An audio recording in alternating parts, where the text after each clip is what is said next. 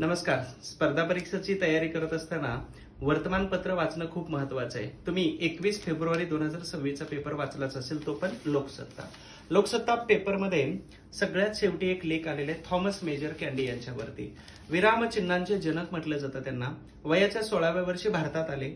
22व्या वर्षी इंग्रजी आणि मराठी शब्दकोशावरती काम सुरू केलं आणि तिथून पुढे त्यांनी जेम्स मोल्तवर्थ यांच्यासोबत म्हणजे त्यांना साथ मिळाली आणि 50 वर्ष महाराष्ट्रामध्ये भाषांतर, शब्दकोश, मराठी लेखन, व्याकरण आणि संपादन याच्यावरती काम केलं. वयाच्या 72व्या वर्षी त्यांचा महाबळेश्वर या ठिकाणी मृत्यू झाला.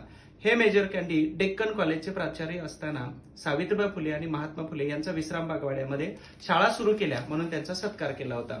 यांनीच 1850 मध्ये विरामचिन्हांची परिभाषा हे पुस्तक लिहिलं आणि ते प्रकाशित झालं. त्याला 175 वर्ष पूर्ण झालेले आहेत.